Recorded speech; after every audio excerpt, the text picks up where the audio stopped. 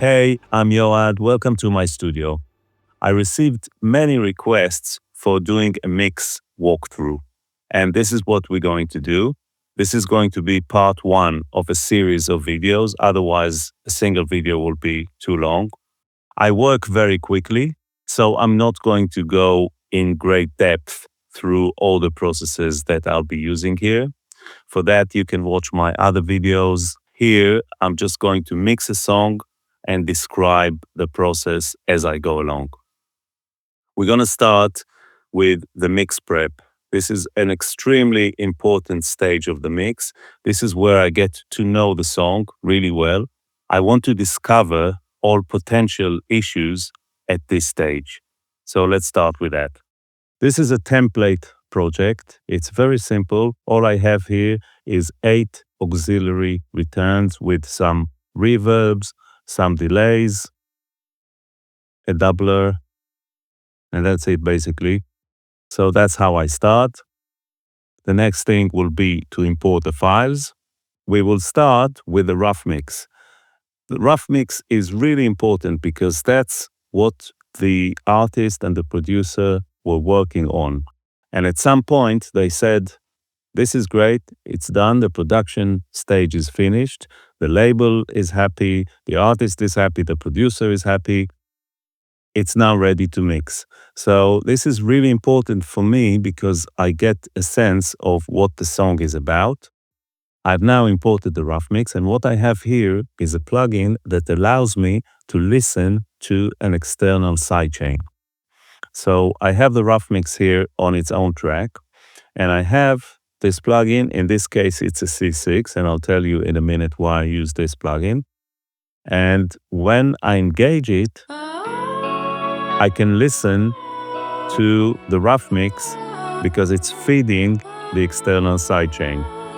What I have here is that I'm soloing one band and I'm listening to the external sidechain. The reason I use the C6 is because it can handle a stereo sidechain. Most plugins sum the sidechain to mono. Even if it's a stereo compressor, it will usually sum the stereo sidechain into mono because this is how usually compressors work. You do it anyway, either sum max or just normal summing. The C6 is one of the plugins, you can let me know if you know of others, that allows me to hear a stereo external sidechain. So this is very easy because it's on the output track and I can A/B at any point my mix and the rough mix.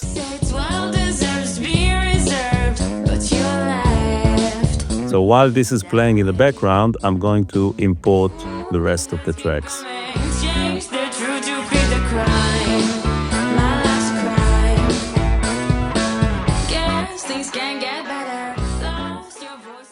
The next step will be to establish the song's BPM.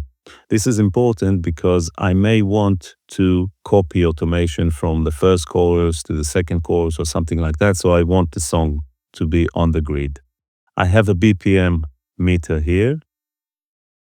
I'm just gonna play the track. Very clear, it's 114. I'm happy with that.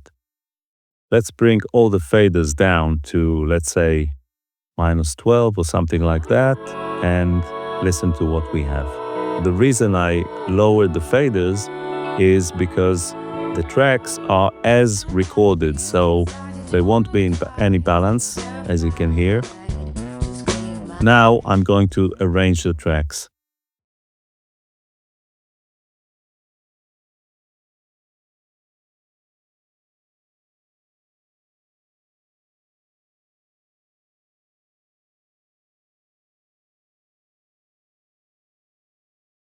Now here, the overheads are recorded as left-right separately. So what I'm going to do is I'm going to merge them together.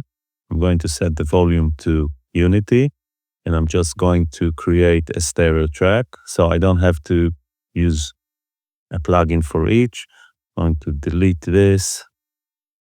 And now I have a stereo track. And I'm going to do the same with the room mics.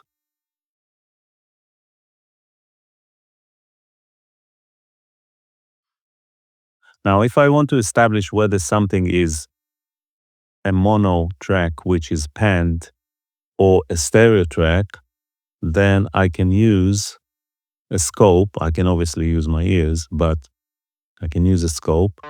And here I can see that if it was stereo, I would see the difference in phase between the left and right. But since it's just a mono track, it's just panned. I'm going to set it to mono and I'm going to recreate the panning, something like that. So this is 44, let's call it 45. And then I'm going to mono this track as well, pan them all the way, fader at unity gain, merge. Now the hard panned left and right, I'm going to narrow the image in order to recreate the panning that the producer liked. So it will be something like that. Now we have a single track. It's much easier to add inserts. I don't have to group it and all that. One track, easy. And let's continue with coloring the tracks. Let's grab all the guitars, give them a nice color, all the keyboards. Uplift, is this an effect? A swoosh? Let's call it the synth because it's tonal. This is going to get this color, main box red, all the other parts orange for now.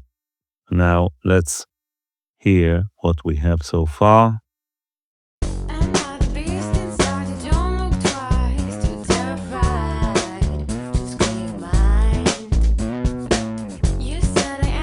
Before we move on, I want to make sure that all the stereo tracks that have mono information on them will be set to mono. That way, any insert I use will be mono, therefore just taking half the CPU. So I can use the multimeter again. Clearly, the lead vocal is mono. I'm bleeding out. Some DAWs will export stereo tracks no matter what. That's the case here. So I'm just going to go one by one. I think I'm wrong, whatever. I don't want to make any mistakes, so it's better to just spend the time. I'm going to mono these tracks. I'm going to assume that all these tracks are mono. So the way of doing that, okay, the effects is clearly not mono, but all the other ones, if I play them together and I don't see any phase differences between the left and right, I can know that they're all mono. So I'm going to select them all, switch them to mono. The main Vox effects is clearly stereo. That gives me an indication for a reverb. It sounds to me like a plate. But I can hear that the mix is not set to 100%, so I get the dry signal here. So I'm probably not going to use that. But it gives me an indication as to what the producer had in his rough mix. Let's mute it for now. I will assume that the synths will be all in stereo. Nice Ofir sound.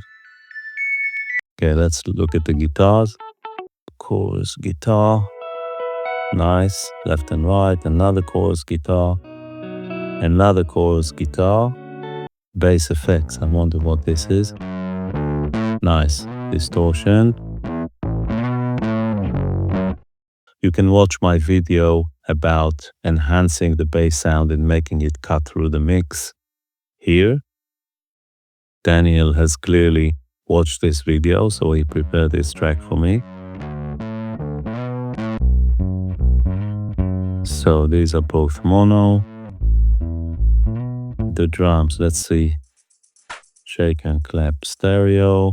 So we've now saved a lot of CPU by spending 3 minutes and going through all the tracks and making sure that what is mono, what is stereo, remains stereo. When it comes to drums, there's always the question about drummer's perspective or audience perspective. My philosophy is that I'm a musician, I play drums, and this is how I see the kit. So the hi-hat is here and the toms go like that. And the same goes with piano. No one pans the piano that the lows are here and the highs are here. So everyone pans the piano from the player's perspective. So why not the drums? So I keep the consistency and I pan everything from the player's perspective. Now, if the producer or the artist or someone wants it the other way around, I'm happy to flip the left and right on the entire mix once it's finished. I have no issue with that whatsoever. But for me, while I'm working, this is how I'm used to see the stage, and it just makes more sense to me. So in this case, I will have the shaker panned to the other way, so to the right in this case, and the hi-hat to the left, and let's pan the toms accordingly. I don't want them panned too extreme because I want them to remain part of the kit and I don't want them to grab attention suddenly if they are panned too hard. So this is my drum kit.